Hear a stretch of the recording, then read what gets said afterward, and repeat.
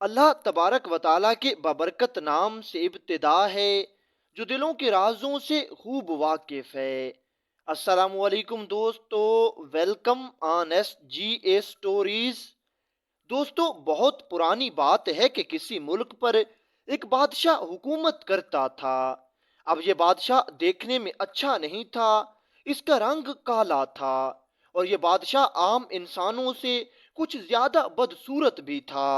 ہاں، لیکن یہ بادشاہ اپنی طاقت میں پورا تھا، بلند قد و قامت کا اور صحیح تندرست جسم کا بادشاہ تھا۔ اس کے دربار میں موجود سبھی وزیر اور سبھی درباری اس سے ڈرتے تھے، اور اس کی پوری سلطنت میں اس کا روب و دبدبہ تھا۔ پوری سلطنت میں خوف و ہراس پھیلا ہوا تھا۔ اگرچہ یہ بادشاہ اپنی طاقت کے زور پر حکومت کر رہا تھا اور لوگ اس سے ڈرتے تھے، لیکن آج تک کسی نے اس کے خلاف بغاوت نہیں کی تھی۔ اب اس کی سب سے بڑی وجہ یہ تھی کہ یہ بادشاہ ہر کسی پر ظلم و ستم نہیں کرتا تھا۔ مطلب ایسا بالکل نہیں تھا کہ اس بادشاہ کے سپاہی جس کسی پر چاہتے ظلم و ستم کرتے اور ہر آنے جانے والے کو اپنے ظلم کا نشانہ بناتے۔ کہتے ہیں ویسے یہ بادشاہ بہت ہی نیک دل، رحم دل اور خدا ترس تھا، انصاف پسند بھی بہت تھا۔ لکھنے والا حتیٰ کہ اتنا بھی کہتا ہے کہ مجھے نہیں یاد کہ کبھی اس بادشاہ کے دربار میں کوئی درباری آیا ہو اور اس نے اپنی فریاد پیش کی ہو اور اس کو انصاف نہ ملا ہو۔ ہاں، جس انداز سے یہ بادشاہ ظالم تھا اور جو خوف اس نے لوگوں کے درمیان پھیلا رکھا تھا، وہ فقط اتنا تھا کہ بادشاہ اپنی پسندیدہ چیزوں پر کوئی سمجھوتا نہیں کرتا تھا۔ اگر کوئی چیز بادشاہ کو پسند آتی تھی تو بادشاہ پیار سے حاصل کرنے کی ہر ممکن کوشش کرتا۔ جب پیار سے نہ ملتی تو پھر بادشاہ زبردستی چھین لیتا۔ اس لیے لوگ اس سے ڈرتے تھے، کیونکہ جب یہ اپنی پسند کی چیز چھینتا تھا تو پھر یہ نہیں دیکھتا تھا کہ یہ ظلم کی کس حد پر پہنچا ہوا ہے۔ اپنی پسند کی چیز حاصل کرتے وقت یہ انسانیت کے تقدس کو پامال کرنے سے گریز نہیں کرتا تھا۔ اب اس کی سلطنت میں موجود رعایا اس بات سے گھبراتی تھی کہ اگر بادشاہ کو کسی کی بیٹی پسند آ گئی تو پھر بادشاہ تو وہ حاصل کر کے ہی رہے گا، کیونکہ بادشاہ کی عادت تھی کہ جو چیز اسے پسند آتی تھی بادشاہ وہ ہر قیمت پر حاصل کرنے کی کوشش کرتا تھا اور حاصل کر بھی لیتا تھا۔ اور مسئلہ یہ تھا کہ یہ بادشاہ دکھنے میں بدصورت تھا اور اب اس کی عمر بھی زیادہ ہو چکی تھی، اس لیے کوئی بھی لڑکی اس بادشاہ سے شادی کرنے کے لیے تیار نہیں ہوتی تھی۔ ہاں، جوانی میں اس نے کچھ شادیاں کی تھیں، پر وہ بھی اس کی فتوحات کے بعد ان علاقوں میں سے تحفے کے طور پر ملی تھیں، اور ان پہلی شادیوں میں اس بادشاہ کا ایک خوبصورت اور نوجوان بیٹا بھی تھا جس کا ذکر بعد میں کہانی میں کیا جائے گا۔ خیر، اب لوگ اس بات سے ڈرتے تھے کہ اگر خدا نہ خواستہ کسی غریب یا امیر کی بیٹی اس بادشاہ کو پسند آ گئی تو پھر بادشاہ بہت حد تک ظالم پیش آئے گا اور بہت برا کرے گا۔ ہاں، یہ بات بھی صبح روشن کی طرح واضح تھی کہ آج تک اس بادشاہ کو کسی کی بیٹی پسند نہیں آئی تھی، اور نہ ہی آج تک اس نے کسی سے زبردستی شادی کرنے کی کوشش کی تھی۔ پھر بھی لوگوں میں خوف و ہراس تو پھیلا ہوا تھا۔ بادشاہ کے اس سخت رویے کے بارے میں لوگوں میں فقط یہ بات مشہور تھی کہ بچپن میں جب یہ بادشاہ چھوٹا تھا اور اس کے باپ کی حکومت تھی تو شروع سے یہ بدصورت تھا اور کم عقل بھی تھا، اس لیے شروع سے اس کا باپ یہ بات نہیں چاہتا تھا کہ میرے بعد حکومت میرے اس بیٹے کو مل جائے، اگرچہ یہ بڑا بھائی تھا اور حکومت اسی کا حق بنتی تھی، لیکن اس کا باپ ہمیشہ اور ہر معاملے میں اس کے چھوٹے بھائی کو فوقیت دیتا تھا، جو کہ دکھنے میں شہزادوں کی طرح تھا اور خوبصورت بھی تھا اور ذہین بھی تھا۔ خیر، اب بات اسی طرح چل رہی تھی اور یہ بادشاہ شروع سے اپنے باپ کی کم توجہ کا شکار تھا۔ جب اس کے سامنے اس کا باپ اس کے چھوٹے بھائی کو فوقیت اور برتری دیتا اور سب لوگ اس کے چھوٹے بھائی کی طرف مائل ہوتے تو اس کو بہت دکھ ہوتا تھا۔ خیر جب دونوں بڑے ہوئے اور بادشاہ نے حکومت سے دستبردار ہونے کا اعلان کرنا تھا، تو اب بادشاہ ایسے ہی کسی کو حکومت نہیں دے سکتا تھا، کیونکہ اگر چھوٹے کو دیتا تو لوگ بڑے بھائی کے لیے اعتراض اٹھا سکتے تھے، اور اگر بڑے کو دیتا تو چھوٹے کی حمایت کرنے والے تو کئی لوگ موجود تھے۔ ہاں یہ بات بھی درست تھی کہ اس بادشاہ کی دلی طور پر یہی خواہش اور یہی ارمان تھا کہ میرے بعد حکومت میرے چھوٹے شہزادے کو ملے۔ خیر جب حکومت منتقل ہونے کا وقت آیا تو بادشاہ نے یہ فیصلہ کیا کہ ہم دونوں شہزادوں سے ایک سوال پوچھیں گے، جس نے اس سوال کا جواب صحیح اور درست دیا اس کو اپنا تاج اور اپنا تخت دے دیں گے۔ یہ فیصلہ سن کر بڑا بھائی سمجھ گیا کہ اب حکومت مجھے نہیں ملنے والی، کیونکہ دراصل یہ بھی جانتا تھا کہ میرا چھوٹا بھائی مجھ سے زیادہ ذہین ہے۔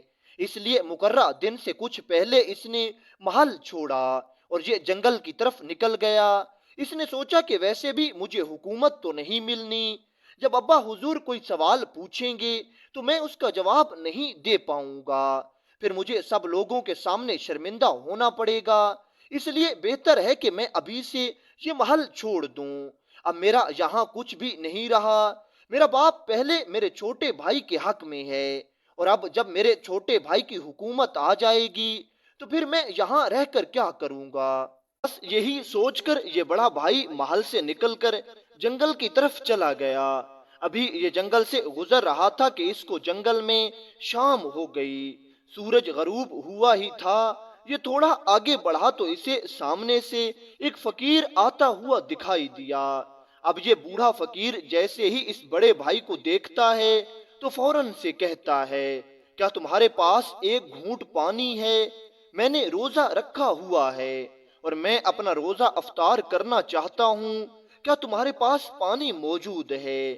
جیسے ہی اس بڑے بھائی نے یہ سنا تو اس نے اپنے پاس موجود پانی کا مشکیزہ اس بوڑھے فقیر کو دے دیا اور اس سے کہا کہ آپ جی بھر کے تسلی سے پانی پئیں۔ اس بوڑھے فقیر نے جلدی سے پانی پی لیا اور اپنے روزے کو اللہ کا نام لے کر افطار کیا اور پھر اپنی پیاس بھی بجھا لی۔ جب تھوڑی دیر گزر گئی تو یہ بوڑھا فقیر اس بڑے بھائی سے پوچھنے لگا، تم نے مجھ پر یہ احسان کیا ہے، مجھے بتاؤ میں تمہاری کس طرح مدد کر سکتا ہوں، اور مجھے یہ بھی بتاؤ کہ تم کہاں جا رہے ہو۔ تم نے اتنے قیمتی کپڑے پہنے ہوئے ہیں جس سے معلوم ہوتا ہے کہ تم کسی عام گھر کے فرد نہیں ہو۔ مجھے اپنی مصیبت بتاؤ کہ تم رات کے وقت اس جنگل میں کیا کر رہے ہو۔ یہ سن کر بڑا بھائی سوچ میں پڑ گیا، کیونکہ جب تک یہ محل میں تھا کسی نے اتنی توجہ سے اسے مخاطب نہیں کیا تھا۔ ہمیشہ اس کا باپ اور باقی سب لوگ اس کے چھوٹے بھائی کو اس پر فضیلت اور فوقیت دیتے تھے۔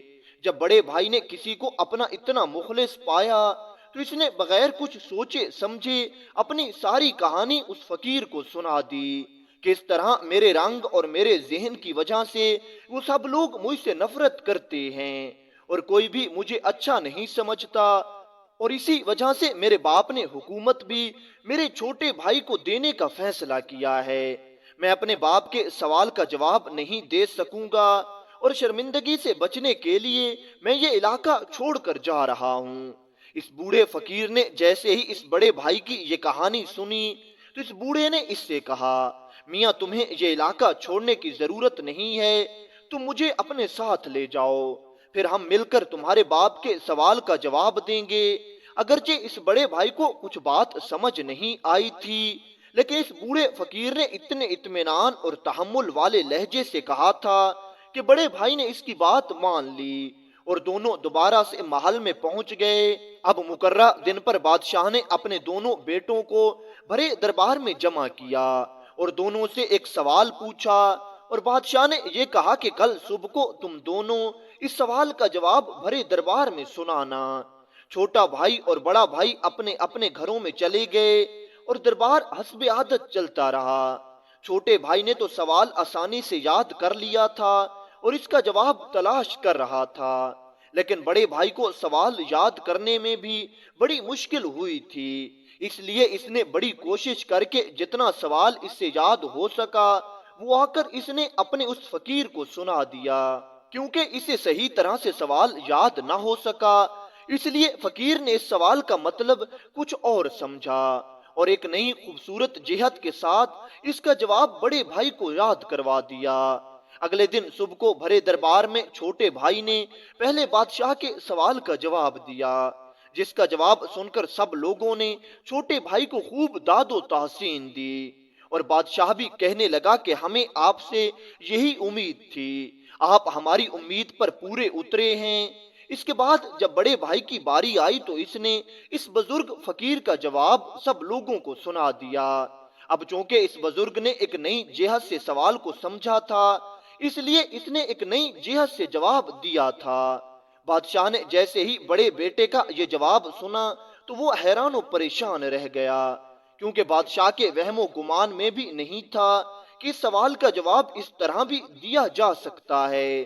اگرچہ سب لوگ بادشاہ کے چھوٹے بیٹے کی طرف تھے، لیکن پھر بھی بڑے بیٹے کا جواب سن کر سب اش اش کر اٹھے اور سب نے کہہ دیا کہ آپ نے کیا خوب جواب دیا ہے، اس سے بہتر جواب تو کوئی ہو ہی نہیں سکتا۔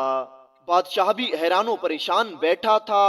اب بادشاہ کو اپنے بڑے بیٹے کے حق میں حکومت کا فیصلہ سنانا تھا، لیکن بادشاہ نے اپنے فیصلے میں تاخیر کرتے ہوئے کہا کہ جیسا کہ اب سب لوگ جانتے ہیں کہ فلاں ملک سے ہماری جنگ سر پر کھڑی ہے، اس لیے جنگ کے بعد ہم حکومت اپنے بیٹوں میں منتقل کر دیں گے، حالات کچھ مناسب ہو جائیں تو حکومت کا اعلان بھی ہو جائے گا۔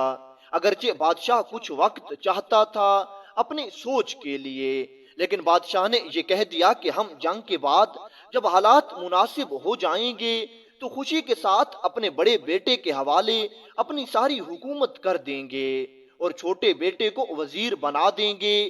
خدا کی کرنی ایسی ہوئی کہ کچھ دنوں کے بعد حقیقت میں جنگ شروع ہو گئی۔ جنگ بہت شدید ہوئی اور دشمن نے بڑا شدید حملہ کیا۔ اس بادشاہ نے بھی جوابی حملہ کیا اور خود میدان میں اتر آیا، اور اس کے ساتھ اس کے دونوں بیٹے بھی میدان میں اتر آئے۔ خوب جنگ بازی ہوئی اور آخرکار اس بادشاہ کو فتح ہوئی اور دشمن پیٹھ دکھا کر بھاگ گیا۔ اگرچہ اس بادشاہ کے سپاہیوں نے دشمن ملک کی فوج کو اچھی طرح سے تباہ کیا تھا کہ ان کا پورا ملک ان کے قبضے میں آ گیا تھا، لیکن اس جنگ کا جہاں فائدہ ہوا وہاں ایک بہت بڑا نقصان یہ بھی ہوا کہ اس جنگ میں بادشاہ کا چھوٹا بیٹا بھی مارا گیا، اور ساتھ میں بادشاہ کو بھی اتنے زیادہ زخم آئے کہ بادشاہ بھی بے سود ہو گیا، اور چند دنوں کے بعد بادشاہ زخموں کی تاب نہ لاتے ہوئے مر گیا۔ اب بادشاہ کے مرنے کے بعد حکومت کا ایک ہی وارث بچا تھا اور وہ یہی بڑا بیٹا تھا، اس لیے حالات بھی مناسب ہو گئے تھے اور حکومت اس بڑے بیٹے کے حوالے کر دی گئی۔ بڑا بیٹا جیسے ہی تخت پر آیا تو اس نے اپنے ساتھ ہوئے تمام واقعات یاد کیے کہ کس طرح لوگ مجھے چھوڑ کر میرے چھوٹے بھائی کی طرف جاتے تھے اور بچپن میں سب لوگ مجھ سے نفرت کرتے تھے۔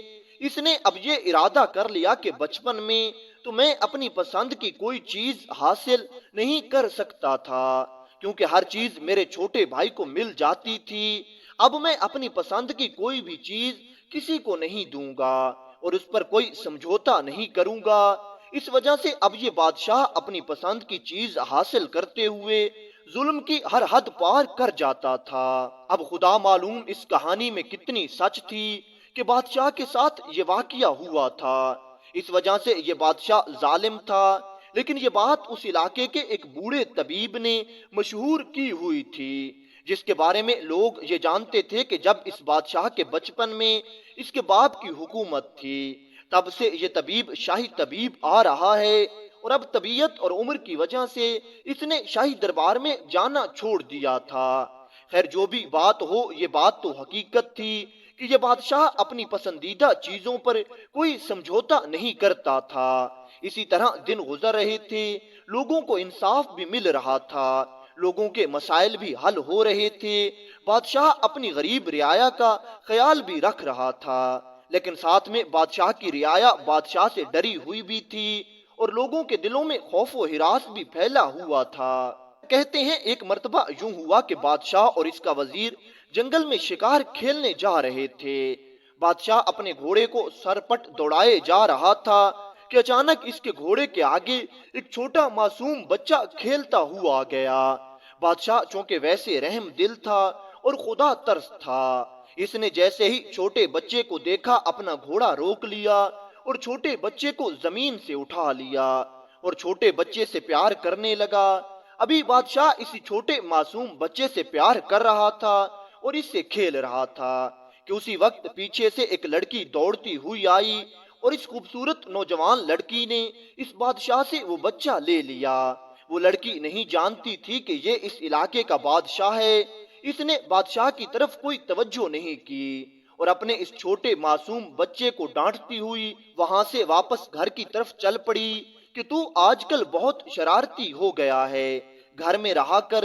بادشاہ نے جیسے ہی اس لڑکی کو دیکھا اور اس کی یہ ہمت دیکھی کہ اس نے اس طرح بادشاہ کی طرف پیٹ کی ہے تو بادشاہ حیران رہ گیا۔ بادشاہ کی حیرانی کو مزید اضافہ ہوتا گیا۔ خیر بادشاہ نے شکار پر جانے کا ارادہ ملتوی کیا اور واپس اپنے محل میں آ گیا، لیکن بادشاہ کی حیرانی میں مزید اضافہ ہو رہا تھا کیونکہ اندر ہی اندر دل میں اب بادشاہ اس لڑکی کو پسند کرنے لگا تھا۔ اب بادشاہ رات دن یہی سوچ رہا تھا کہ آخر اس کا کیا کیا جائے۔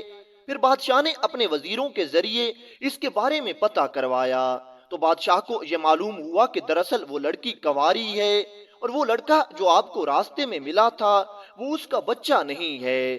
دراصل وہ دو بہنیں تھیں اور وہ بچہ بڑی بہن کا تھا۔ بڑی بہن کسی بیماری کی وجہ سے مر گئی تھی۔ اب وہ اپنی بہن کے اس بچے یعنی اپنے بھانجے کا خیال رکھتی ہے اور اس کی پرورش کر رہی ہے۔ جب بادشاہ نے یہ سنا کہ وہ کنواری ہے تو پھر تو بادشاہ نے فیصلہ کر لیا کہ اب تو میں اس لڑکی سے ضرور شادی کروں گا۔ چند دنوں کے بعد بادشاہ نے اپنے نکاح کا پیغام اس لڑکی کے لیے بھیج دیا۔ بادشاہ کا قاصد بڑے تحفے تحائف کے ساتھ اس لڑکی کے پاس پہنچا، لیکن اس لڑکی کو دولت میں کوئی دلچسپی نہیں تھی۔ اس نے اس لیے شادی سے انکار کر دیا اور نہ ہی یہ لالچی تھی، اس کو بس اپنی زندگی جینی تھی۔ قاصد نے واپس آ کر بادشاہ کو ساری بات بتائی کہ وہ لڑکی آپ سے شادی کرنے کے لیے تیار نہیں ہے۔ اب تو بادشاہ نے اپنی پسند کو اپنی ضد بنا لیا تھا۔ بادشاہ سوچنے لگا کہ وہ ایک عام سی لڑکی مجھ جیسے بادشاہ کو انکار کر رہی ہے، میں اس بات کا بدلہ تو ضرور لوں گا۔ چند دنوں کے بعد بادشاہ نے اپنے سپاہی اس لڑکی کے گھر بھیجے اور اس لڑکی اور اس چھوٹے معصوم بچے دونوں کو گرفتار کر کے بادشاہ کے سامنے پیش کیا گیا۔ بادشاہ نے پھر ایک مرتبہ اس لڑکی سے خود پوچھا، کیا تم مجھ سے شادی کرنے کے لیے تیار ہو؟ لیکن اس باہمت اور باجرت لڑکی نے بادشاہ کے سامنے انکار کر دیا کہ میں بادشاہ آپ سے نکاح نہیں کر سکتی، میں اپنی زندگی میں خوش ہوں اور اب مجھے اپنی زندگی جینے دیں، میں اس قابل نہیں کہ میں آپ کے محل میں رہوں، میں اپنی غربت میں خوش ہوں، آپ کے محل کی زندگی آپ کو مبارک ہو۔ بادشاہ نے اس لڑکی کی گفتگو سنی تو بادشاہ کو غصہ آ گیا اور بادشاہ کہنے لگا شاید تمہیں میری صورت پسند نہیں آئی اس لیے تم ایسی باتیں کر رہی ہو۔ ویسے بھی اب یہ بادشاہ بوڑھا ہو چکا تھا۔ بادشاہ کی بات سن کر اس لڑکی نے بھی ہاں کہہ دی اور اپنی جان چھڑانے کی کوشش کی اور یہ کہنے لگی بادشاہ سلامت، میں کسی نوجوان سے شادی کروں گی اور کسی خوبصورت لڑکے سے شادی کر کے اپنی زندگی گزار لوں گی۔ بادشاہ نے جیسے ہی یہ ساری بات سنی تو بادشاہ کو اپنی زندگی کے وہ سارے لمحات یاد آ گئے جب بچپن میں اسی وجہ سے بادشاہ کی ہر پسندیدہ چیز اس کے بھائی کو دی جاتی تھی۔ بادشاہ کو پھر تو اس لڑکی پر بہت غصہ آیا اور بادشاہ کہنے لگا ہم اس لڑکی کو حاصل کر کے رہیں گے چاہے ہمیں کچھ بھی کرنا پڑے۔ بادشاہ نے دیکھا کہ اس لڑکی کو اپنے بھانجے سے بہت پیار اور محبت ہے کیونکہ یہ بھانجا اس کی بہن کی آخری نشانی تھی اور بھی مزید یہ بات تھی کہ اس خاندان میں سے یہی ایک اس کے پاس تھا۔ بادشاہ نے حکم دیا کہ جنگل میں سے کچھ شکاری کتے پکڑے جائیں جو کہ بہت خونخوار ہوں۔ بادشاہ کا حکم ملتے ہی سپاہی جنگل میں گئے اور انہوں نے جنگل میں سے کچھ کتے پکڑ لیے۔ بادشاہ نے حکم دیا کہ اب ان کتوں کو کچھ دنوں کے لیے بھوکا رکھا جائے۔ جب کتے شدید بھوکے ہو گئے تو بادشاہ نے ایک میدان میں اس لڑکی اور اس چھوٹے معصوم بچے کو اپنے سامنے حاضر کروایا، اور ایک بار پھر بادشاہ نے اس لڑکی سے پوچھا، کیا تم مجھ سے شادی کرنے کے لیے تیار ہو؟ اس لڑکی نے ایک بار پھر انکار کر دیا۔ بادشاہ نے حکم دیا کہ اس چھوٹے معصوم بھانجے کو ایک پنجرے میں بند کر دو اور ان کتوں کے سامنے رکھ دو۔ اب بادشاہ نے یہ سوچا کہ اگر میں اس چھوٹے معصوم بچے کو فوراً سے مار دوں گا تو پھر یہ لڑکی میں کبھی حاصل نہیں کر سکوں گا، یہ آخری سہارا ہے۔ اگر میں اس بچے کو بنیاد بنا کر اس کو راضی کرنے کی کوشش کروں گا تو شاید یہ مان جائے گی، وگرنہ اگر یہ مر گیا تو پھر تو یہ لڑکی کبھی مجھ سے شادی کے لیے تیار نہیں ہوگی۔ اس لیے بادشاہ نے ایک لوہے کے پنجرے میں اس لڑکے کو رکھا اور اس پر وہ کتے چھوڑ دیے گئے۔ کتے کئی دنوں سے بھوکے تھے اور تھے بھی خونخوار جنگلی کتے، وہ تو انسانی گوشت کے لیے تڑپ رہے تھے۔ انہوں نے جیسے ہی ایک چھوٹا اور معصوم بچہ دیکھا جو بڑی مشکل سے 2-2.5 سالوں کا تھا، کتے اس چھوٹے بچے پر ٹوٹ پڑے، لیکن لوہے کا پنجرا ہونے کی وجہ سے اس کو نقصان نہ پہنچا سکے۔ لیکن لوہے کے پنجرے میں بیٹھے ہوئے اس چھوٹے معصوم بچے نے جیسے ہی کتوں کو اپنی طرف آتے ہوئے دیکھا تو وہ رونے لگا۔ اس کو شدید تکلیف ہوئی اور وہ ان کتوں سے بہت ڈر رہا تھا۔ ادھر وہ چھوٹا معصوم بچہ چیخ رہا تھا اور ادھر اس ظالم بادشاہ نے اس لڑکی سے پھر پوچھا کہ کیا اب تم مجھ سے شادی کرنے کے لیے تیار ہو؟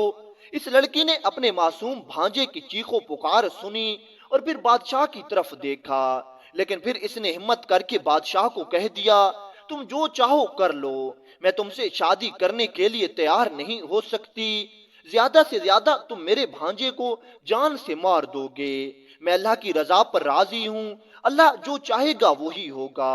اتنی دیر میں وہ شکاری کتے اس پنجرے کو اٹھا کر جنگل کی طرف بھاگ گئے۔ بادشاہ نے غصے میں یہ کہہ دیا کہ اب اس لڑکی کے بھانجے کو کتے ضرور کھا جائیں گے، اس لیے بادشاہ نے کتوں کے پیچھے اپنے سپاہی روانہ کر دیے تاکہ وہ معلوم کریں کہ جنگل میں جا کر کیا ہوتا ہے۔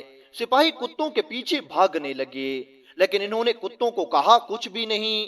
جنگل میں پہنچ کر کتے جنگل میں کہیں چھپ گئے۔ سپاہی کتوں کو تلاش کر رہے تھے، کافی دیر تک سپاہی کتوں کو تلاش کرتے رہے، لیکن کتے کہیں بھی نہ ملے۔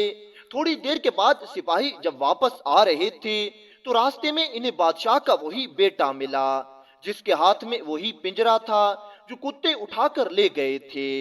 دراصل بات یہ ہے کہ بادشاہ کا ایک ہی بیٹا تھا جس کی پیدائش کے بعد اس کی والدہ فوت ہو گئی تھی، اور بادشاہ نے اپنے بیٹے کو مختلف فنون اور ہنر سکھانے کے لیے اپنے کسی دوست کے ہاں بھیجا ہوا تھا، اور اس ملک میں شہزادے کی پرورش بڑے عظیم استاد کر رہے تھے۔ شہزادہ اب جنگجو بھی تھا اور بہت اچھا سپاہی اور جرنیل بھی تھا۔ انہوں نے جیسے ہی شہزادے کو دیکھا اور اس کے ساتھ وہ بچہ دیکھا تو سپاہی بہت حیران ہوئے، لیکن سپاہی شہزادے کے ساتھ واپس محل میں آ گئے اور کسی کو کچھ کہنے کی جرت نہ ہوئی۔ محل میں جیسے ہی پہنچے تو بادشاہ نے شہزادے کے سامنے یہ کہانی بنا دی کہ یہ جنگلی کتے اس لڑکے کو اٹھا کر لے گئے تھے اور ہم نے سپاہی روانہ کر دیے تاکہ اس کی جان بچا سکیں۔ وہ تو شکر ہے تم سامنے آ گئے اور تم نے کتوں سے اس بچے کی جان بچا لی۔ شہزادے نے جب یہ سنا کہ اس نے ایک معصوم بچے کی جان بچائی ہے تو شہزادے نے وہ بچہ اپنے باپ کے حوالے کر دیا اور خود اللہ کا شکر ادا کیا کہ میں نے اتنی نیکی کا کام کیا ہے۔ اصل اور حقیقت بات شہزادے سے چھپا دی گئی تھی اور بادشاہ نے سب لوگوں کو منع کر دیا تھا کہ کوئی بھی شہزادے کو اس بارے میں نہیں بتائے گا۔ چند دنوں کے بعد شہزادہ باورچی خانے کے قریب سے گزر رہا تھا کہ اس نے ایک پرانے بوڑھے وزیر کو زہر کے بارے میں کچھ بات کرتے ہوئے سنا۔ شہزادہ اپنی موج میں تھا اور اس وزیر پر اعتبار کرتا تھا، اس لیے شہزادہ اپنے آپ میں مگن آگے چلا گیا۔ اگلے دن شہزادے کو معلوم ہوا کہ اس کے باپ کو کسی نے کھانے میں زہر ملا کر دی ہے اور بادشاہ کی حالت بہت خراب ہے۔ شہزادے نے جیسے ہی یہ سنا تو شہزادے کو سب بات سمجھ آ گئی۔ شہزادہ بہت چلاک تھا اور ذہین بھی تھا، اس نے فوراً سے اسی بوڑھے وزیر کو گرفتار کروا لیا اور خود اپنے باپ کی حالت دیکھنے چلا گیا۔ بادشاہ اب بستر مرگ پر پڑا تھا۔ حکیموں نے بہت کوشش کی لیکن وہ بادشاہ اپنے آپ کو بچا نہ سکا اور بادشاہ نے دم توڑ دیا۔ شہزادے نے واپس آ کر اس بوڑھے وزیر سے پوچھا کہ تم نے آخر میرے باپ کو زہر کیوں دی ہے، کیونکہ تم تو ہمارے بہت پرانے وفادار ہو۔ میں جب بچپن میں چھوٹا تھا تو اس وقت تم ہمارے وزیر تھے، اور یاد نہیں تم مجھ سے کھیلا کرتے تھے اور تم مجھے باپ کا پیار دیتے تھے، پھر آج تم نے یہ قدم کیوں اٹھایا ہے؟ کیونکہ شہزادہ سمجھدار تھا، اس لیے اس نے کوئی بھی جلد بازی میں قدم نہیں لیا اور جذبات میں کوئی فیصلہ نہیں کیا، اور اس نے وزیر کو بولنے کا موقع دیا۔ اس وزیر نے بول کر ساری بات شہزادے کو بتا دی کہ دراصل اس چھوٹے معصوم بچے کی چیخیں میرے کانوں میں گونج رہی تھیں، اور کیونکہ اس بچے کے دادا کے ساتھ میرے بہت اچھے تعلقات تھے اور ہم دونوں دوست تھے، اس لیے میں نے اپنا بدلہ بادشاہ سے لیا ہے۔ اور اس کے ساتھ ہی اس بوڑھے وزیر نے ساری کہانی شہزادے کو سنا دی کہ تمہارے باپ نے یہ کام کیا ہے اور یہ ساری اس بچے کی کہانی ہے اور تمہارے سامنے جھوٹ بولا گیا تھا۔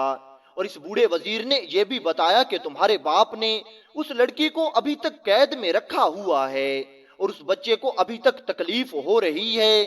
شہزادے نے جیسے ہی اپنے باپ کی ساری کہانی سنی تو اس نے فوراً سے اس لڑکی کو آزاد کروا دیا اور وہ بچہ اس لڑکی کے حوالے کر دیا۔ پھر شہزادے نے اس بوڑھے وزیر سے کہا کہ میں تمہیں اپنے باپ کا خون معاف کرتا ہوں، لیکن شہزادے نے اس سے کہا کہ تم اب میری آنکھوں کے سامنے مت رہنا، کیونکہ تمہیں دیکھ کر مجھے اپنا باپ یاد آ جاتا ہے۔ ویسے بھی اب وہ وزیر بوڑھا ہو چکا تھا، اس لیے اس نے محل چھوڑ دیا۔ دوسری طرف اس شہزادے نے اس لڑکی سے معافی مانگی اور اسے ڈھیر ساری دولت دی، لیکن جیسے ہی شہزادی نے اس شہزادے کو دیکھا تو شہزادی بھی اسے پسند کرنے لگی۔ یہ لڑکی بھی خوبصورت تھی اور یہ شہزادہ بھی خوبصورت تھا۔ جب اس لڑکی نے اس شہزادے کا یہ اخلاق اور حسن دیکھا تو یہ شہزادے کو پسند کرنے لگی۔